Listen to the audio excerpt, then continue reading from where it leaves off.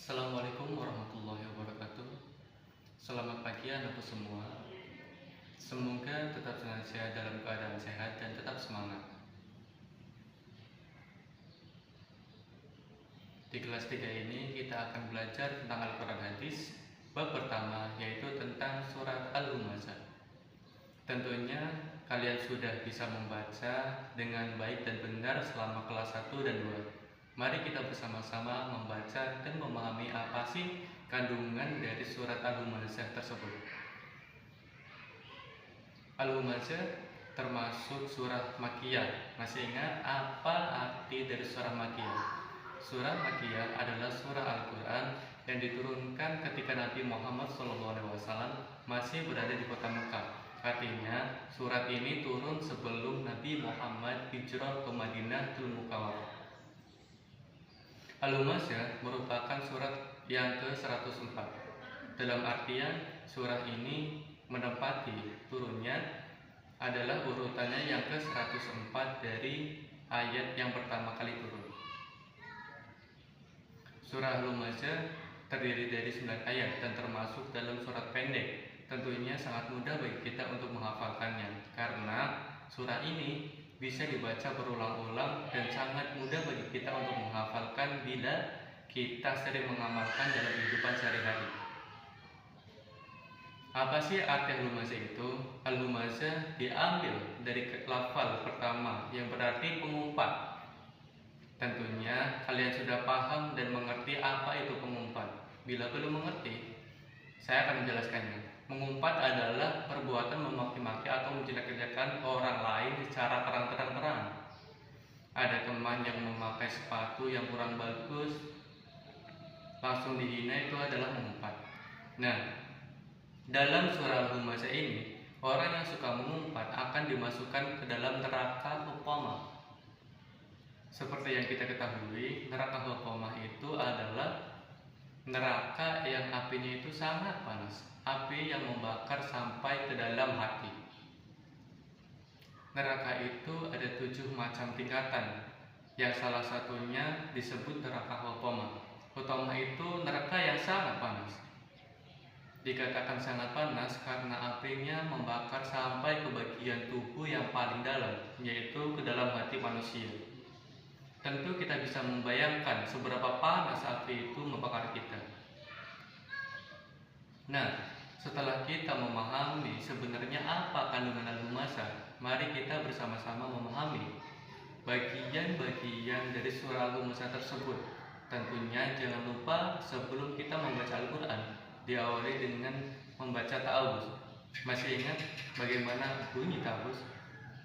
Nah, bunyi kalimat ta'awuz adalah A'udzubillahi minasyaitonirrajim, yang artinya tentu kalian masih ingat, aku berlindung kepada Allah dari godaan setan yang terkutuk. Sebelum membaca Al-Quran, kita disunahkan membaca ta'awuz agar kita dilindungi dari godaan setan tersebut dan bisa membaca Al-Quran dengan benar. Setelah membaca ta'awuz, kita dianjurkan atau bahkan diharuskan membaca basmalah.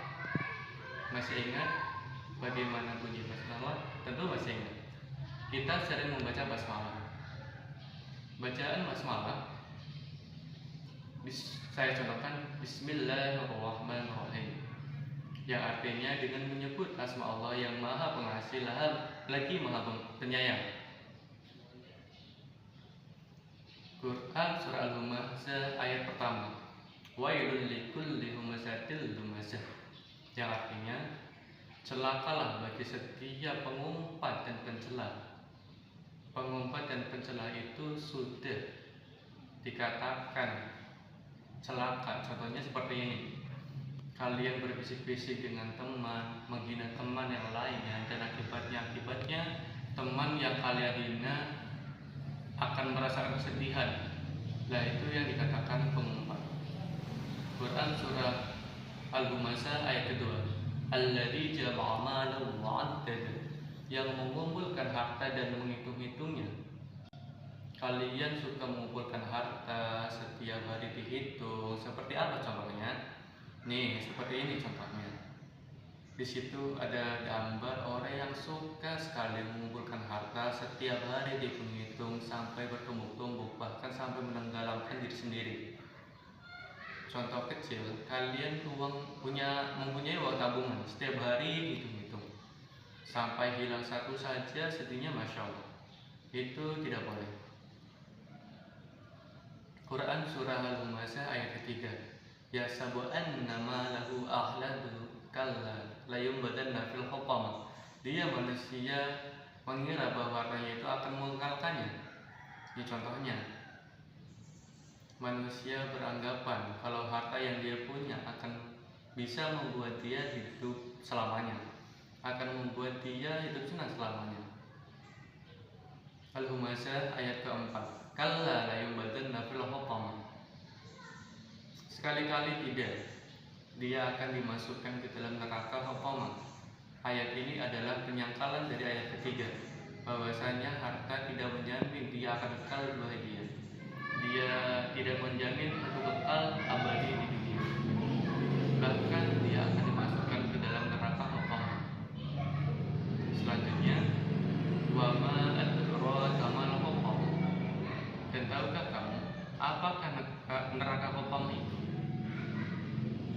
Narullahil muqadah, yaitu api atau azab Allah yang dinyalakan. Selanjutnya, allati tattali 'alal afidah, membakar sampai ke hati. Tadi sudah kita jelaskan bahwasanya api neraka hutamah itu membakar sampai ke bagian dalam tubuh manusia, membakar sampai ke hati, menjadikan kita terbakar dalamnya. Selanjutnya, innaha 'alaihim mu'sadah. Sungguh api itu ditutup rapat atas diri mereka. Bisa kita bayangkan, kita dimasukkan ke dalam neraka hutamah, dimasukkan ke dalam api yang menyala-nyala, lalu atasnya ditutup dengan rapat. Tentu kita tidak menginginkan itu semua terjadi. Terakhir, fi 'amadin mumaddadah, sedang mereka diikat pada tiang-tiang yang panjang. Tentu kita tidak akan memiliki celah untuk keluar dari tiang itu kalau tidak atas rahmat Allah. Itu tadi penjelasan Quran surah Al-Humazah ayat 1 sampai 9. Sekarang kita membahas bagaimana apa sih kandungan surah Al-Humazah itu. Al-Humazah mengajarkan kita agar tidak saling mengumpat atau mencela. Ada teman yang memakai baju yang tidak bagus, kita mencela. Ada teman yang memakai sepatu yang robek, kita mencela. Ada teman yang berjalan dan terjatuh dan kita juga mencela. Selanjutnya, orang yang suka mengumpat itu termasuk orang yang takabur. Kita sudah tahu apa itu takabur. Orang yang takabur contohnya merasa yang pertama paling benar, paling pandai. Dia merasa paling benar, apa saja dia katakan selalu benar. Orang lain selalu salah dan dia selalu benar. Itu termasuk orang yang takabur. Yang kedua, dia merasa paling pandai. Dia merasa dia paling pandai, paling bisa segalanya, dan orang lain tidak sepandai dia. Selanjutnya, paling berjasa. Dia adalah orang yang merasa paling berjasa. Teman-temannya tidak akan bisa hidup tanpanya. Itu termasuk orang yang takabur. Terakhir, dia merasa paling kaya. Kekayaannya melimpah ruah karena dia suka menghitung-hitung harta, suka mengumpulkan harta dan menghitung-hitungnya. Itulah akibatnya dia merasa sebagai orang yang paling kaya, paling berjasa, paling pintar, paling pandai, dan dia merasa orang lain tidak akan bisa tanpa dia, dan dia merasa dia bisa melakukan segalanya tanpa orang lain. Itu tadi kandungan dari surat Al-Humazah. Sekarang, apa sih hikmah yang dapat kita ambil dari surat Al-Humazah ini? Yang pertama, satu adalah menjaga ucapan dalam sesama. Jangan sampai ucapan kita menyakiti orang lain ataupun teman. Kita harus mengontrol ucapan kita. Jangan sampai ketika kita mengucap, orang lain akan terluka. Apalagi teman yang sudah dekat dengan kita. Ada teman yang mungkin memakai sesuatu yang baru, kita tahan. Jangan sampai kita mengumpat, jangan sampai kita menghina. Karena apa? Karena kita bisa jadi termasuk golongan orang yang akan dimasukkan dalam neraka hutamah. Tentu kita tidak mau kita masuk dalam neraka hutamah yang apinya tadi itu bagaimana membakar sampai ke dalam tubuh manusia. Nah, itulah. Selanjutnya, jangan lupa bersedekah. Mengumpulkan harta tanpa bersedekah akan membuat kita menjadi pribadi yang kikir dan pelit. Kita tidak akan pernah menjadi pribadi yang peduli pada sesama. Karena semakin kita memberi harta, kita tidak akan mendapat keberkahan karena kalau kita tidak bersedekah. Contohnya, semakin keseringan kita bersedekah, maka semakin harta kita menjadi berkah, dan insya Allah harta yang kita punya tidak akan membawakan kita dalam neraka hutamah, tapi bisa menjadi jalan kita untuk menjadi jalan kita ke surga. Tentu anak-anak semua bisa mengambil hikmah dari surat tersebut. Demikian yang dapat saya sampaikan, kurang lebihnya mohon maaf. Saya akhiri, wassalamualaikum warahmatullahi wabarakatuh.